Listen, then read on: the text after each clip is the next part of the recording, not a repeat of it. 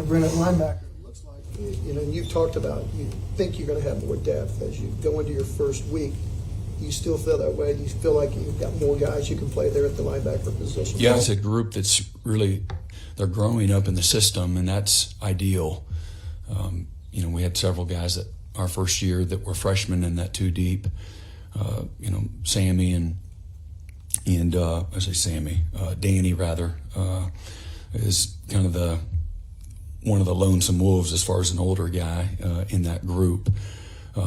Dolby is semi-included in that group. He's played a lot of ball and he's a senior.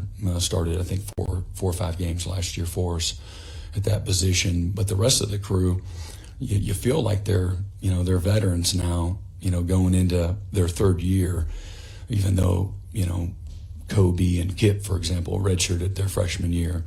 But last year they really kind of got dunked in the deep end and baptized, if you will, along with Jaron Kanik. Jaron, of course, played as a true freshman and then played the last couple of years as well. I think Jaron's first game, maybe at Nebraska, that he played extensively, made 10 tackles in that game, didn't know what he was doing, was playing cheetah.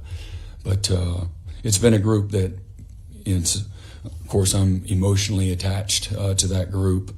I've challenged them from the day I got here to be, the heart and soul and the backbone of this football team in the locker room. And, they've taken, their opportunity and the challenge. They've taken it seriously, led by Danny. Couldn't be more proud of his growth, his maturation,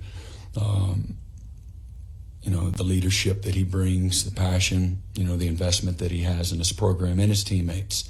He's a wonderful teammate. Cares about everybody else's success as much as he does himself. So, then you got, a guy like Lewis Carter and Sammy, who are going in on their second year, who I think have a chance to just be outstanding, really, as good as there is in college football, along with Desan McCullough, who's, he's day-to-day, but dealing with that injury. But we're long, we're fast, I think we're instinctive. It's a group of guys that are, again, heavily invested. They put in a tremendous amount of time off the field in working on their craft, and they do it together. That's my favorite thing. And when we got here for the first several months, nobody came up to the third floor. And during our first season, we had one Sunday.